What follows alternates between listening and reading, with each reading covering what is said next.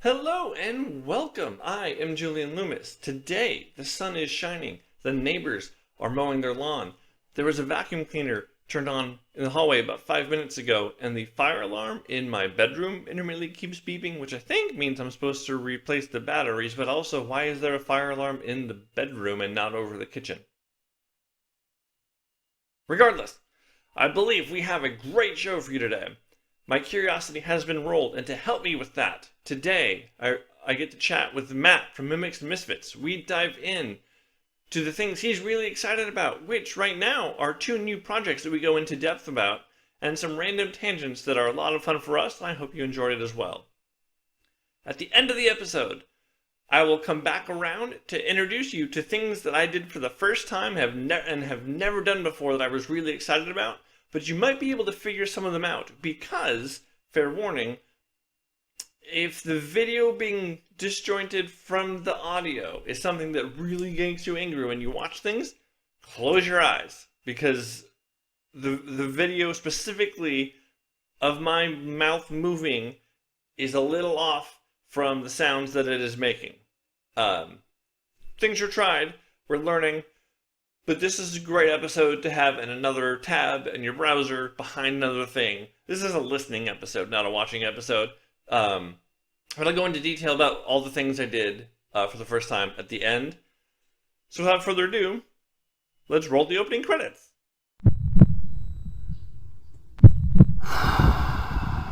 Okay, nobody panic.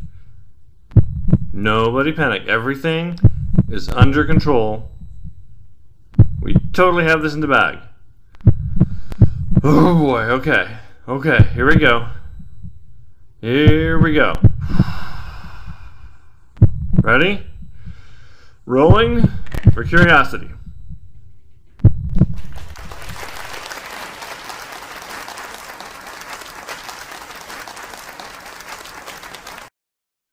Single player RPGs are particularly tabletop, are something that I understand that they exist, but not how, and why. Okay. Here's the thing. I've read. I know it's not the same thing. I've read Choose Your Own Adventure books. I've played. I got Lydia a fantasy fighting book, I believe is what it's called. Okay. They're little pulp novels with stats. That's a choose your own adventure book, told in a first person perspective. And that's fun. It distracts me from my reading, but it's fun. That's fair. And I think I'm probably answering my own question as I'm rambling. The thing that I love about tabletop games is the shared immersion with other people's brains. I am also, what's the word for the type of person that gets energy from other people? I'm that. Extrovert. Yeah. Yes, I'm an extrovert. You have the people battery. I do. I have the people battery. It also overcharges and explodes at points, but I have the people battery. That's what people don't understand. Just because it's a good thing to be around people doesn't mean you need it all the time. You still Right. need the other side of the coin. But the being in my own head and playing a game in my imagination, I think bores me faster because I'm always in my own head. It's kind of like, I don't know if you ever had this. It's always more exciting to go to your friend's house than to have your friend come over, because you take the things that you have around or the things you do for granted, and going to someone else's place is, there's always something new and cool to play with. or not new and cool, but like they always have at least one thing you don't, right? Whether it's like they let the kids have candy, or they have a Nintendo and you have bikes, right? Like they might be excited to come over and ride bikes because they don't have a bike. You're excited to play Nintendo all day because you don't have a gaming system. Like there's a trade there. That's fair. I think for me that's what goes on in my head. is I want the other person's experience that I'm sharing it with. Now, single player like video game role play games, the immersion of just being myself is escapism. That's entirely different. That's fair. So I think one of the biggest things about all right, there's a few things. So single player RPGs, everybody wants to play. Only a select group of people want to run the game. So there is that opportunity where you get to create a story in your space that is guided by someone else. It just happened that that someone is a piece of paper rather than the actual person. Right. Now, the boon to that is you are creating a shared narrative because that person sat down and said, this card means I'm going to ask you this question. Mm-hmm. What happens when you think about this? Like one of them is the game's called Weather Witch. And you control an aspect of the weather. It is based on your emotions. And one day you get angry. How does your power impact the area around you? And you can sit and have that discussion. And it might be different because obviously I recorded it. I put it on the internet. I did it live for people to interact with. But the more that you do those things and share those stories, I guarantee you, if you play a single player RPG and go on social media and say, hey, I had an amazing time, and tag the creator, you will absolutely make their day. Yes. Because their goal is to have that shared narrative with you. Yeah. Like when you read a book and you get a connection with the author, this is the same thing, that you have this connection with whoever wrote the game. What is it? Okay, what draws you to your new projects? Like when you pick something, when you want to do it. Let's like the one you're working on for your new show. Okay. What made this one different? What made you want to do it? What's in your writing of it, in your prepping for it? What's going in through your soul that is drawing you towards this project? All right. So prepping Also, is can you an drop? I interesting did word. a bad job. Can you drop the name of it because I forgot to? That's fair. So it is Fate of the Ocean. Thank you, Fate of the Ocean. And prepping for it is an interesting word because there is prep that has gone in. So it is a streamloots card audience-driven adventure. There are 27 possible... Hold on. What's streamloots? So streamloots, if you want to check it out, you can see it when I play Sea of Thieves. But it is essentially, you buy packs of cards. They come in packs of 1 to 3. And you use those cards to influence the game, the story, make funny fart noises, blow confetti on screen. For the person who's playing. Right. So you as an audience member get to interact with the stream. Yep. Okay. Yeah, so like for Sea of Thieves, there's one card that says Keg and Ally. So you go and find this explosive barrel and go blow up your friend. Yay! And yeah, that's just like it becomes part of the adventure. And some of it is like you can't touch the wheel for 30 seconds. And you watch as you are steadily sailing into an island and you're going to crash, but you can't course correct. Oh no. So for Fate of the Ocean, it was adapted. There are 2 different packs out there. One is called The Ocean's Design, where there are 27 different destinations and 7 treasure and 7 monster cards, where you can use your cards to vote on what destination comes up next and use your treasure and monster cards to add or subtract monsters and treasure from that island. And then there is the... Go ahead. Sorry. Oh, so you did a lot of prep in providing a skeleton and variables, but you allowed an extra player not at the table those variables. Right. Okay. Yeah, so like I have all the maps set up and stuff. Yep. So that, you know, when a card drops, it's not, oh my god, I need to make a map right now. Right, yeah. Everything is all set in the background, and, you know, everything, Foundry, virtual tabletop, I love it.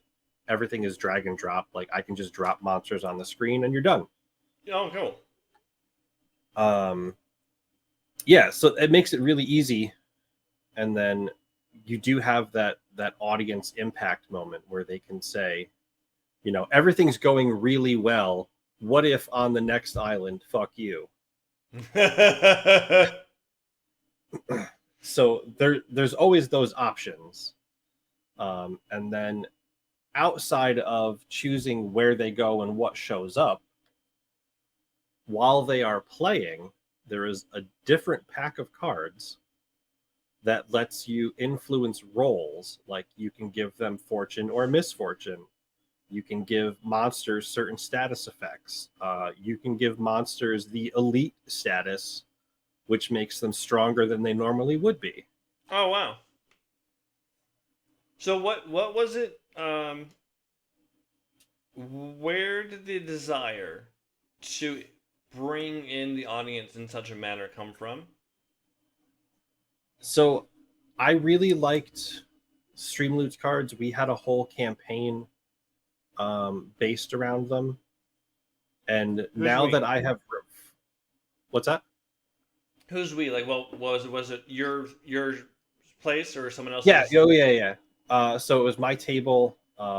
For older viewers on our Twitch stream, our Shores of Arathgar campaign used Streamloots cards so that folks could give people advantage, you know, increase the rolls.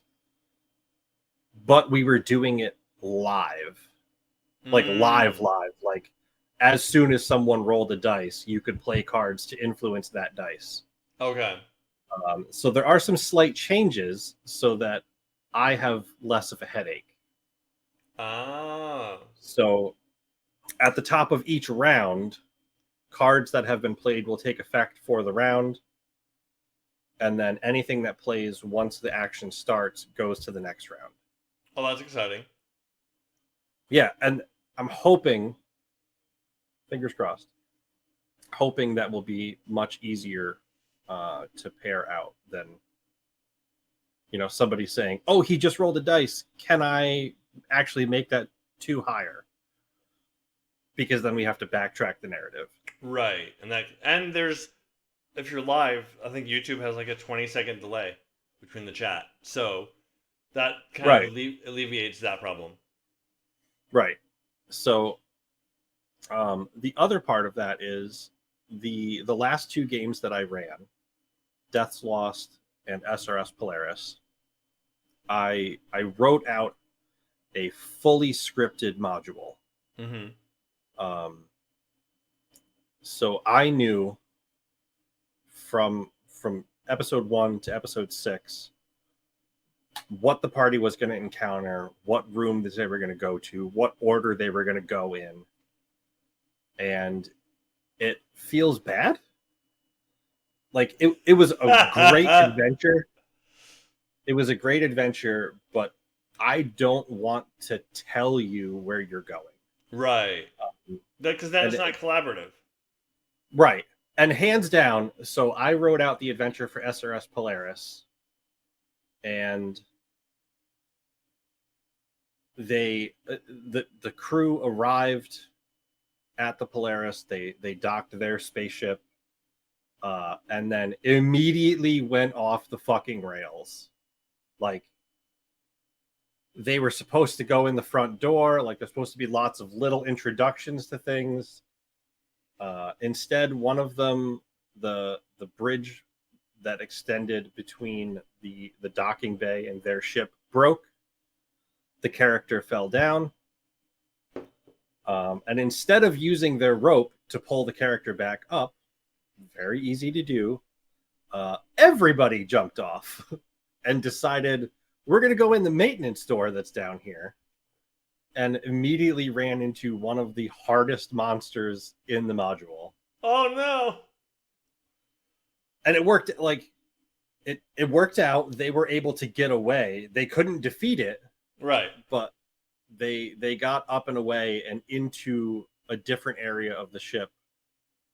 But it definitely, even being well written out, or not necessarily well written, but having thank you, having the adventure scripted out ahead of them, they still managed to do things that I was unprepared for, which is my fault. Like they said, why did you give me a second door if I was supposed to go in the first door? Yeah, that's funny. Yeah, I mean, so the description, and I really thought they were going to run away, was they walked into the hallway, and I'm like, the air is electrified and filled with screams. The ambient temperature is pretty warm. And they're like, wait, excuse me. What was that middle part? I'm like, yeah, it's filled with screams. You should probably leave. They're like, no, it's fine. Yep. Let me get closer to the danger. Let me pet the tiger. It's so cute. Yeah. They did not think it was cute. That I will say, designing the monsters for that game in Hero Forge was one of my favorites because they came out so creepy looking. Oh, yay! Yeah, they're just like silver and blue oozes that have like protruding faces and tentacles and, you know, big open mouth scream faces. It was a good time. It sounds like a good time. What made you choose Fate of the Ocean or that design or that, like, when you are compelled by whatever muse is powering you to put enough effort to create a story that you're sharing with players and whatnot, what is it that makes that story feel different, or what do you feel from inside you that makes you want to do that version of a story? Does that make sense? That's a dumb question, but what does that make sense? No, so I wanted to do something where you can kind of be an agent of chaos. Mm-hmm. And for starters, Pathfinder 2e is amazing. I really love how balanced it is, and it means I have to worry less about, I guess I can't say that. I thought I could worry less about ruining the party, but I did a play test of Morton's Mystical Menagerie, and oh boy, did it not go well. Mm-hmm. But so one of the things is if you're on the ocean, and this could just as easily happen in space, although I feel like the technology of space would give you more leeway on more headway on what's coming at you. It is actually very, very common in cinema for the way physics and space are thought and plotted out to actually be underwater, like submarine style. Yeah, Because that's fair. We part of it is that we can't, our own brains can't pretend how vast space is. So like an air battle in space would not be Blue Angels wing to wing ever. Like, there's no reason for that to exist as a thing. So the ships would not be built in that manner. Or like, right, if you're in a fleet of things that are from a station that are in orbit outside of space and not landing on planets, there's no reason you'd have wings in the same way, because it's not like this. There's no right. Yeah, the aerodynamics don't matter. Yeah, entirely different. But what we can picture is the physics of water and how that kind of looks like what we think space should feel like. So like that's why in both the first Aquaman movie and the first G.I. Joe movie, the climactic ship battle looks the same as the first Star Wars movie. Okay. Not sorry. I The have fourth seen one episode, of those. but first released Star Wars: A New Hope. When they're battling a Death Star. All three of those fights have very similar movements, even though Aquaman isn't ships, it's people. But it doesn't matter. Like, it's the same idea. The same concept, yeah. You gotta get this one spot from this one thing and get real close to do it. So the tactics look the same, the way they move looks the same. But that's where that comes from. Is the there's I think there's not, it's not very action oriented on camera to have spaceships fighting. Fair. Like, that's in how space operates. But also, especially because it's just so open. Yeah, exactly. You would it would be like filming a sniper battle in real time, where both people are hidden and you can't tell where they are on the screen, and you're just waiting for someone to find the other. Like, that's not. You just hear the booms and right, and the booms are mistimed with the shots because the distance is traveling. Like, that's why you don't do that in movies either. Even though it's less realistic, it's not. It doesn't drive narrative or build tension. Right. So sorry, I didn't mean to interrupt. That's totally fine. So the idea behind it was I wanted it to be random and chaotic, and sailing on a ship, especially lower technology, you are limited by the horizon line. Yeah. If you don't know what's out there, that horizon line is the end for you. Yeah. Because the world You will is flat. steadily. Well, I mean, that's fair. You will steadily come across new things, but until that thing is there, it doesn't exist. Yep. And at some point, you'll hit an ice wall and possibly fall off the edge. Maybe. I did see a really silly thing where the Earth is a sphere, but what we experience of Earth is a small portion, where we are the section of the planet that has defrosted, and actually there is a large ice core, ice sphere around us that we cannot experience those other things. Not realistic as far as I can tell, but interesting theory for world building. I 100% agree. I mean, that goes into, like, understanding how dimensions work. Right? Like, if it might not be an ice, but, like, because we experience things in 3 dimensions. Right. But we understand that there are, I think physicists have now listed 12 dimensions, I want to say. No, that's too many dimensions. Right. That's 4 times as many dimensions that I can conceive. It's theoretical. Well, no, you can literally only conceive. No, you can. We conceive 3 dimensions, but exist in the 4th dimension because the 4th dimension is time. So when you're in a dimension, you conceive each of the lower layers below it. Okay. But you are existing in the one that is taking place.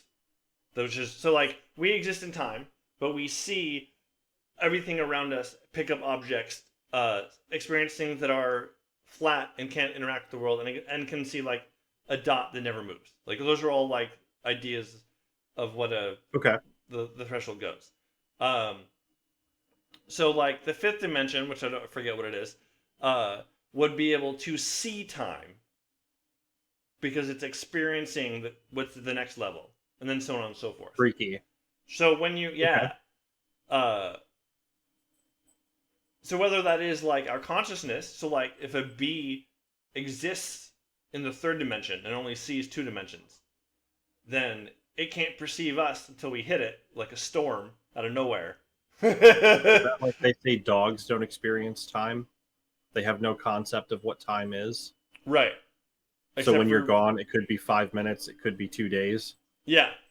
But that's also, like, that's time in how we use it, not how it changes things. Fair. That's our version of time constructed to a clock, not the passing of linear time.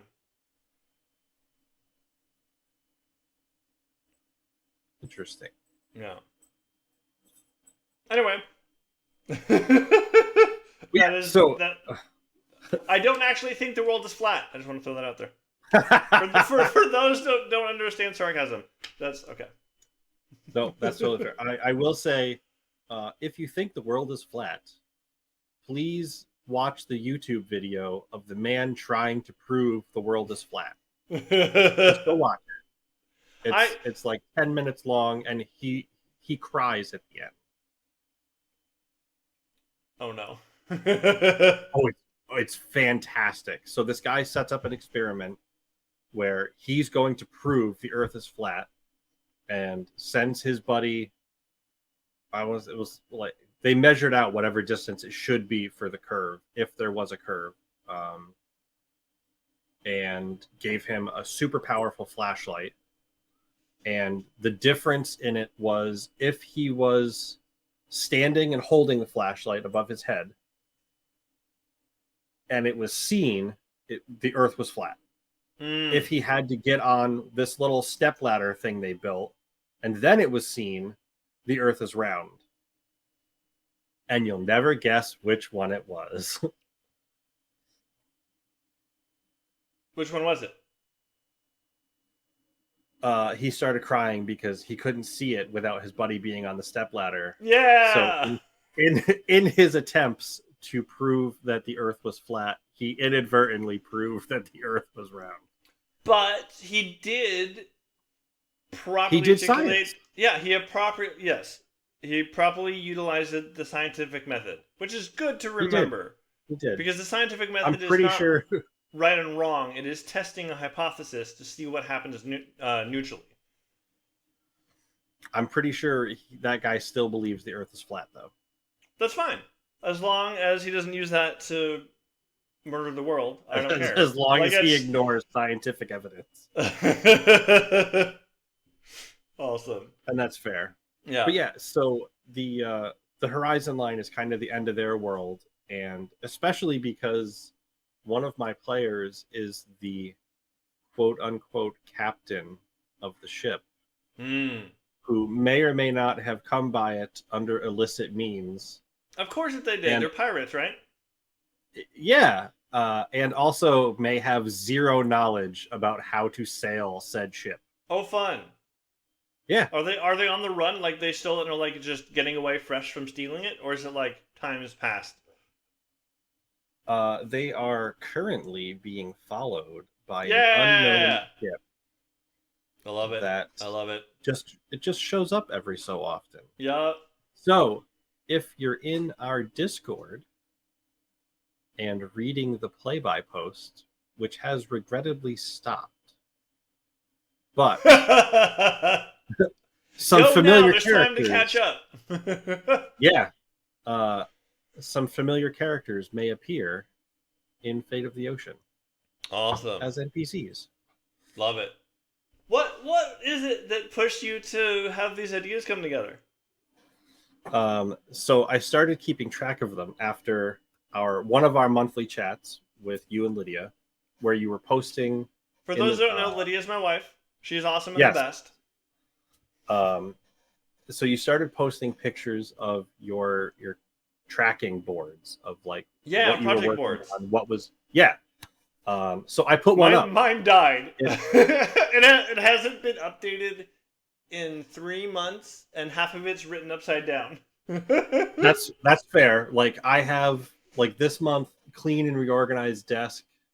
It has not moved. It lives there. It lives in the this month spot. All the bullet journaling people would say, erase it. You're not gonna do it.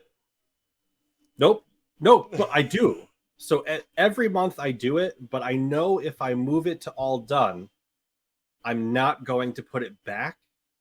Oh, yeah. That makes sense. Yeah. So just for a quick recap, what he's describing is Lydia found, my wife, wonderful person, Kanban boards for organization, visually organizing lists, schedules, and to-do stuffs. And it's, if you've ever done bullet journaling, which is a very systematic concept of figuring out if you are going to do stuff and when. It's like a visual diagram of a similar idea. And she uses corkboard and little physical tacking notes and gets like the sensations of moving things from one to the other. It can see where it's happening in a picture. And I'm really big on building clarity and knowing what needs to get done so that I'm not holding everything in my head. And between those two ideas, we shared that with a group of our friends, and they went, "Oh, that's fun," and and now we're here. Yeah, and it's worked out really well. Like I have 14. That's probably too many. I have 14 long-term projects that I had the idea, and if I didn't write it down, it goes away. There is a chance that one of those projects would just out the window. Yep. And it might still, so but like, now you give it a chance. Right. So like the next thing, once Fate of the Ocean is done, which I probably shouldn't look too far ahead, but I started looking at I got invited to a charity game where we played a Diablo-style adventure where the party goes through and takes on mobs of enemies in 5th edition. And I was like, that's really cool. I think I have a way to do it in 2E. And then I was sitting and dived back into playing Diablo. When you say 2E, do you mean Pathfinder? Yes, Pathfinder 2nd edition. So you're switching from D&D 5E to Pathfinder 2E. Yep.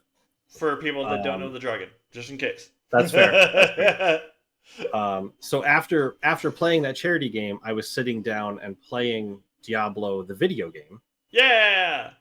And I was like, damn, this starter town is really cool. I bet I could do that in Tailspire. Mm-hmm. And started building out New Tristram in Tailspire so that people have walking around space. Yeah. And then just like in the game, you can just teleport to the next dungeon. Yay! No travel.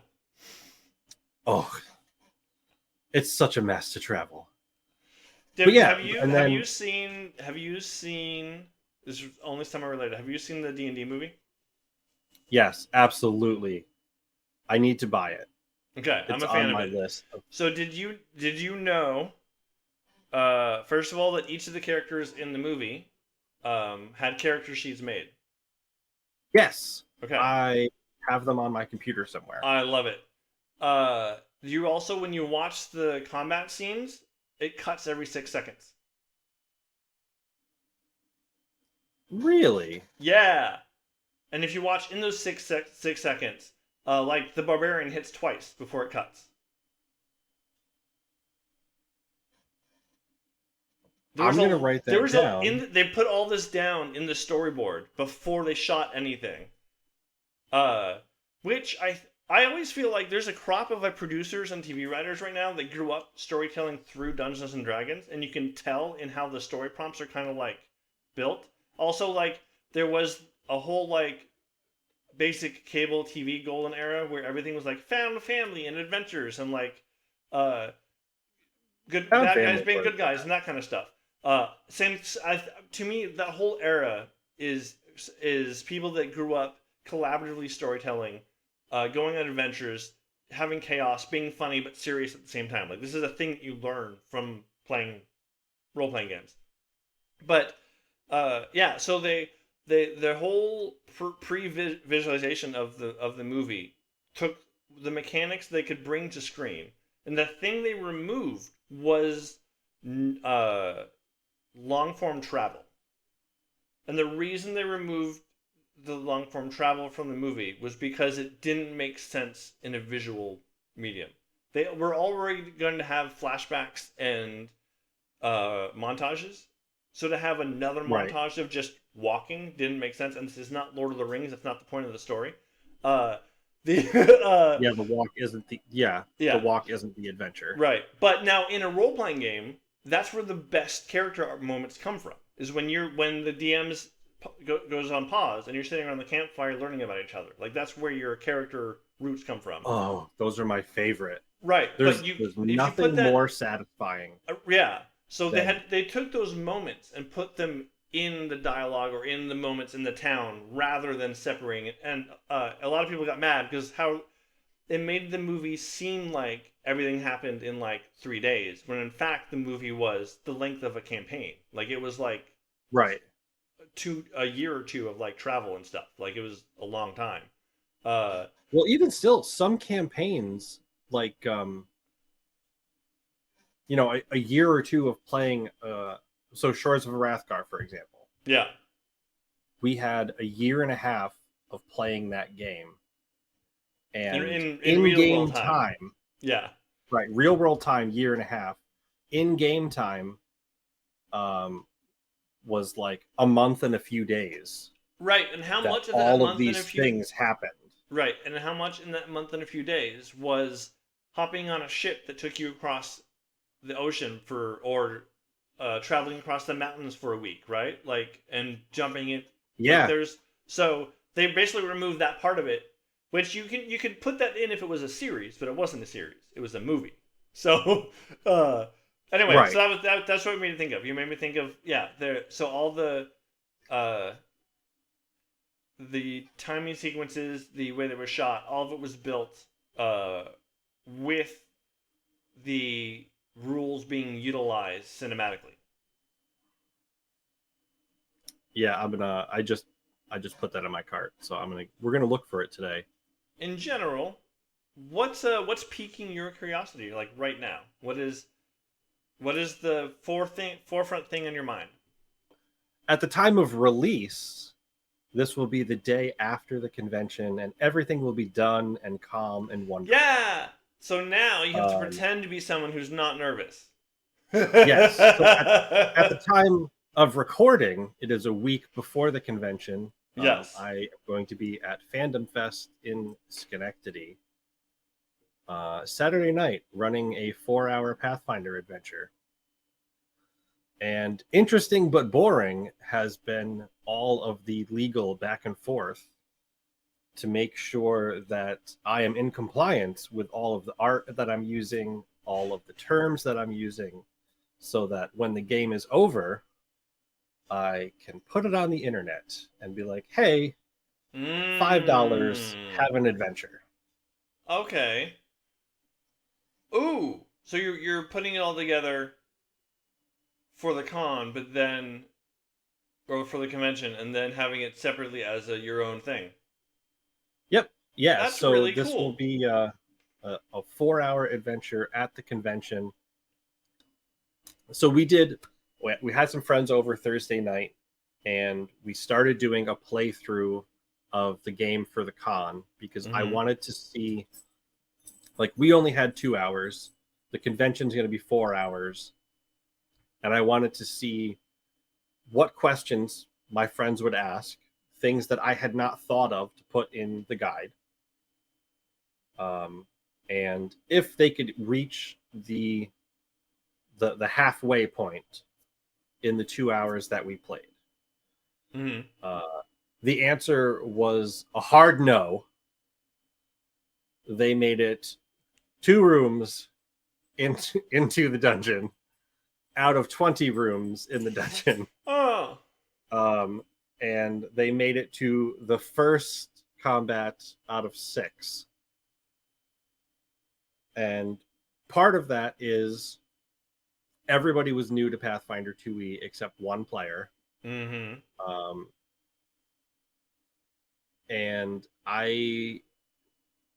the first combat was challenging, and it may have been too challenging. But also, the people at my table are absolute chaos goblins. Yay! So, like, it starts out, everybody arrives in town, and there's this person you can ask questions to. And you find out about this. There's a dwarf in town who spoke to the wizard that lives in the tower, who asked for some secretive thing. He has a secret deal that he doesn't want to talk about. He has a problem, and he's paying money to have that resolved. So he's just like this crotchety old dwarf who is like, my business is my business. Why, like, come on, get out of here. And they spent a good 30 minutes just harassing this dwarf and being like, what are you doing? Why do you need all this gold? How come you have all this gold? And the whole town is like retired adventurers. Like this guy is a retired monk. He's just chilling, and it's a really stupid, like, he's chilling and trying to grow a garden, and whatever is happening in his property, he can't get anything to. He can't get grass to grow. He can't get weeds to grow. So something is wrong. Mm-hmm. But he doesn't want to own up to that. He doesn't want everybody to know that he's failing at this thing that he's trying. So he's not going to tell the party. So they were so suspicious of this man. And other people in town are like, no, he's just doing his thing. Like, he's just living his life. He just doesn't want to talk to anybody about it.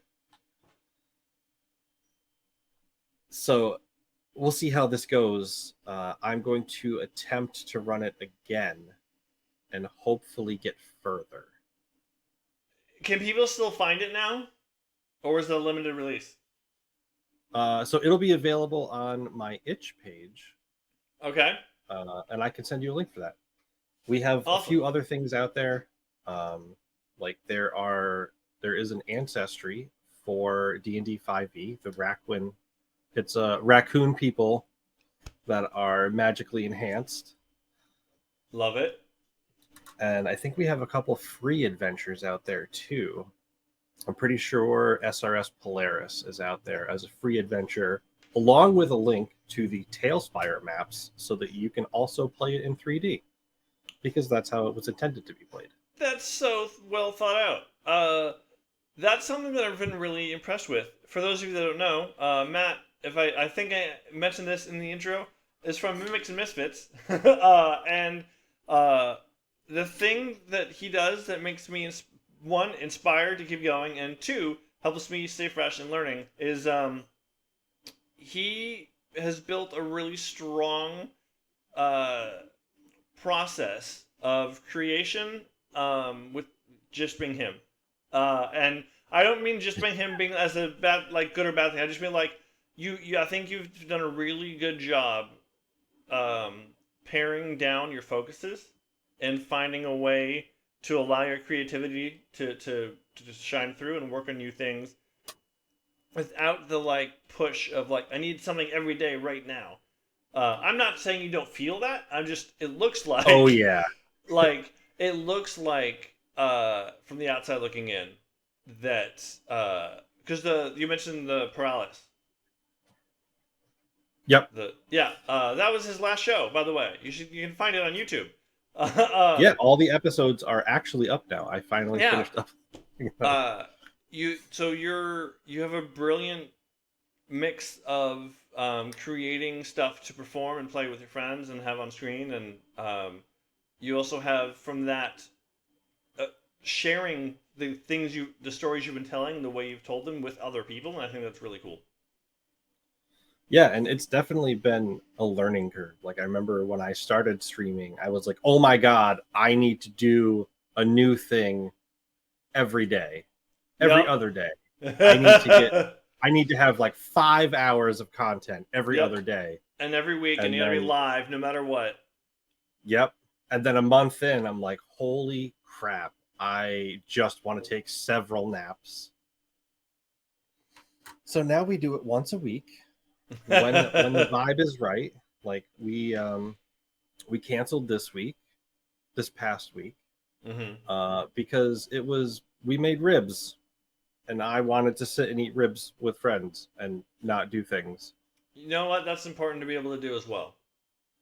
Hey, you're still here. That's fantastic. That means you either watched listen to the whole episode all the way through, or you skipped ahead for the part where I get to talk about what went right, what went wrong, and what I tried for the first time. Either way, thank you so much for sticking around for this part of the video.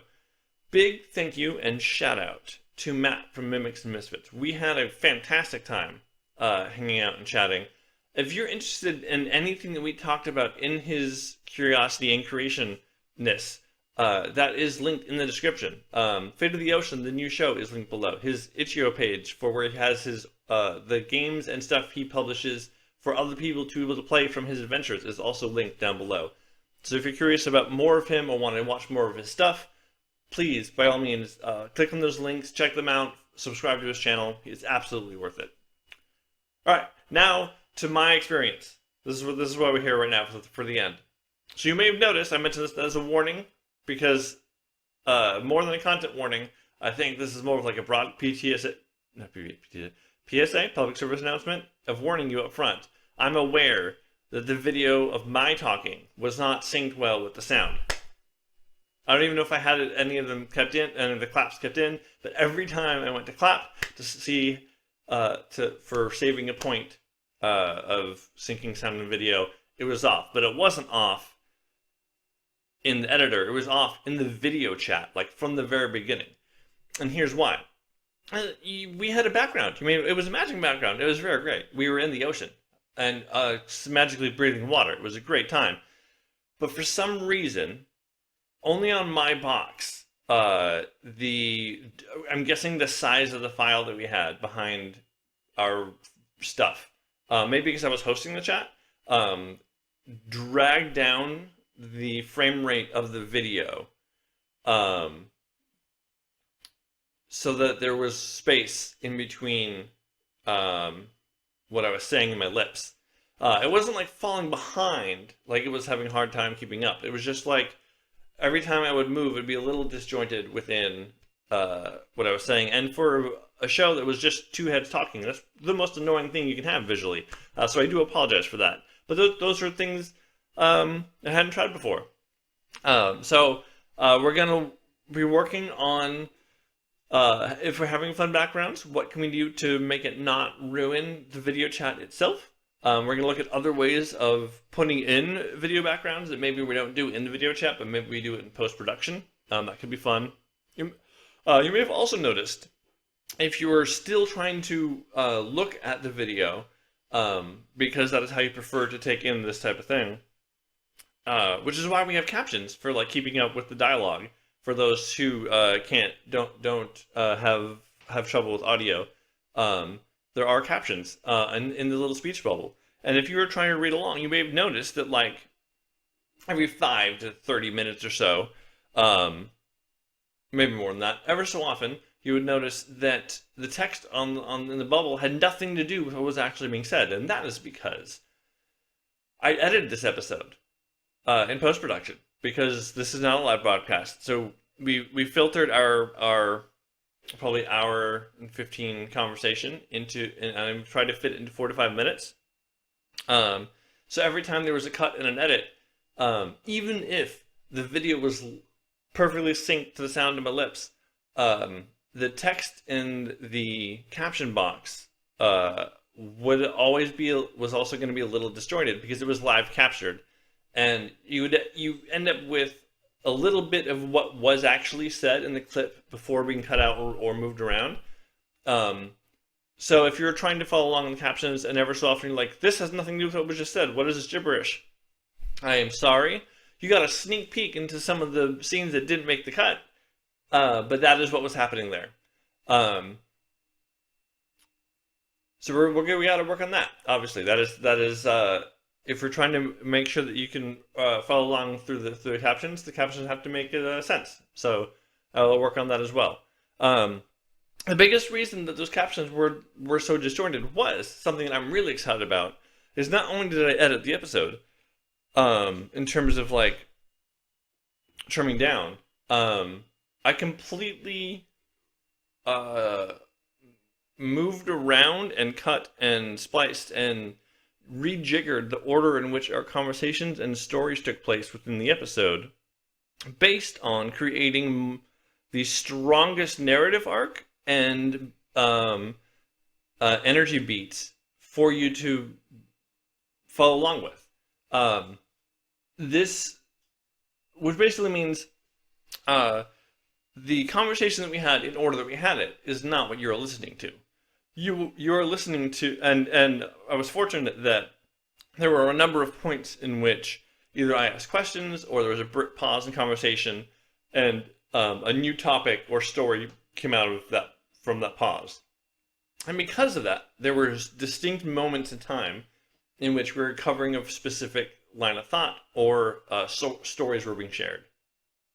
And from beginning to end, generally when you start talking with someone, the beginning of a conversation is not always the most endearing, the most exciting, or the most like in the zone. That's somewhere in the middle normally. But also like the most paramount information might not be told right away. And within that, where do you take the which order do you put the different stories in terms of topic, in terms of flow within the overall energy of the episode? Was an idea for kind of like when you film like a movie or a TV episode, you don't actually film everything in order. I think apparently some authors don't even write books in order. They write the scenes they have lined out and then stitch them together. I've always been like, cool, beginning to end, but apparently when you don't film things from the beginning of the script to the end of the script, you film things based on when your production team has the set available you need all those scenes for, even if they're separate scenes.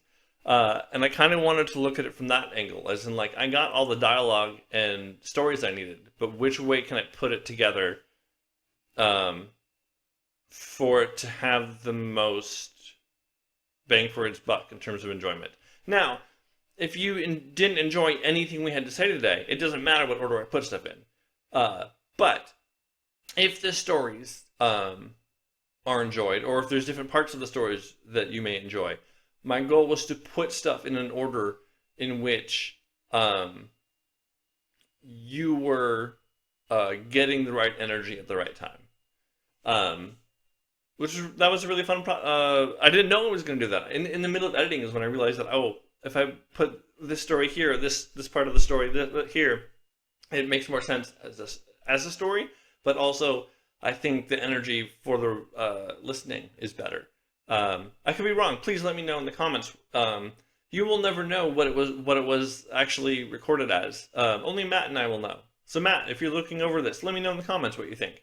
But if you want, based on the stories that you did hear, if you've listened or watched all the way through, and if you're looking at the captions, you can tell where it cut, because it's even more out of sync. Because instead of being a linear spot with a couple of words removed, we have whole chapters of dialogue that are now removed in opposite ends of where they actually took place, which is why it makes no sense. You can basically tell where I moved something from where it was supposed to be. Not in which order it was, but like, that's not where it's supposed to go. So, based on that, if you want to go through and just let me know, give your honest review of the stories that were shared, what order would you prefer them to have gone in? What energy would you have preferred to be better? Like, let me know. I'm trying to learn and figure this out, but this to me, that was the biggest thing, along with the tech errors that I need to work on. We're working on it. It's going to be a couple episodes. Things aren't going to get fixed overnight. But when I realized the option of moving the stories around, this order of stories being told, I felt had the best emotional beats and energy, the best energy beats, in hopes of keeping you interested or invested in what we were saying. But I might be wrong. Either way, tune in next week for a brand new conversation or who knows what, because this is a variety show. Sometimes it'll be talking ahead, sometimes it'll be something filmed, sometimes who knows what's going to happen, because I don't even know. The point is, I'm trying new stuff and having fun, and I hope that shows through the camera, and I'm also hoping to share the journey that I'm on as this is happening. Thank you. See you next time.